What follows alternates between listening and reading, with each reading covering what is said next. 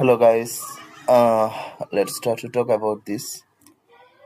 আসলে এখন দেখা যাচ্ছে কি Steelco construction limited that was my firm. তো আমি এখানে একটা পোস্ট বুস্ট করছি যে স্বল্প খরচে আমরা কনস্ট্রাকশনের কাজগুলো করে থাকি, look like steel, civil, mechanical or electrical or anything else. By the way, বিষয়টা এখন কিন্তু হচ্ছে এখন অনেকেই কমেন্ট করে যে স্বল্প খরচ বলতে কি বুঝান। আসলে স্বল্প খরচ বলতে কিছু নেই, সত্যি কথা যেটা। স্বল্প খরচ বলতে সেটাই বোঝাচ্ছি, মোটামুটি মানুষের বাজেট এফিসিয়েন্ট যেটা আছে সেটা। হ্যাঁ, মানুষ দেখা যাচ্ছে আমি 1 কেজি আলু কিনলাম, 1 কেজি আলুর দাম একটা দোকানদার 40 টাকা বিক্রি করতেছে, সেখানে প্রফিট করতেছে 2 টাকা। এখন আমার প্রফিট মার্জিন কম, আমি নিচ্ছি 39 টাকা, মানে আমি প্রফিট করছি 1 টাকা। বিষয়টা কিন্তু মানে সত্যি, মানে সবকিছু মোট মিলিয়ে লজিকটা কিন্তু এইটাই বেসিক্যালি।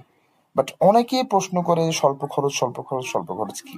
আবার অনেকেই দেখা যায় যখন স্বল্প খরচে কাউকে কোনো প্রপোজাল দেই, তখন দেখা যায় যে সে, সাপোজ একটা আমি উদাহরণ দিই, আমি 10 টাকা থেকে রেট দিলাম, সে তখন তো অনেক হাই, কিভাবে কাজ করব, কিভাবে কি হবে, বা বিভিন্ন ধরনের কথাবার্তা বলে। আসল কথা কিন্তু তার সাথে কাজ করে আসলে সে, তার কোনো তার ধারণাই নেই যে এর সাথে কাজের রেট কত।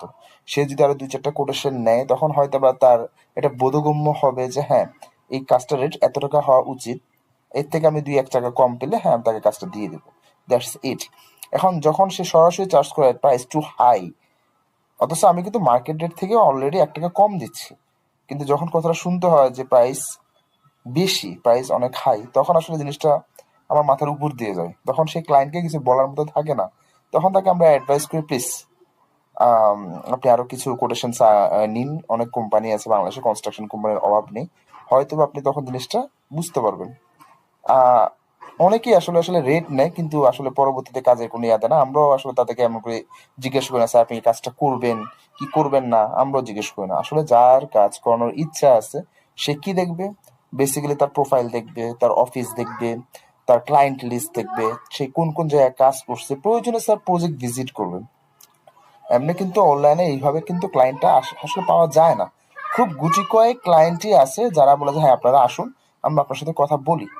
অ্যাটলিস্ট মিটিং টেবিল পর্যন্ত যাওয়ার পরেই কিন্তু একটা কাজের একটা পর্যায়ে যায়, এর আগে কিন্তু একটা কাজের পর্যায়ে যায় না। কিন্তু ম্যাক্সিমাম ক্লায়েন্ট অনলাইনে, 90% ক্লায়েন্ট কিন্তু তারা বিভিন্নভাবে রেট নেয়, কিন্তু কাজ করায় না।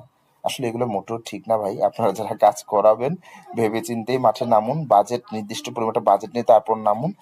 কাজ যাকে দিয়ে করান না কেন অবশ্যই জাস্টিফাই করুন, তারপর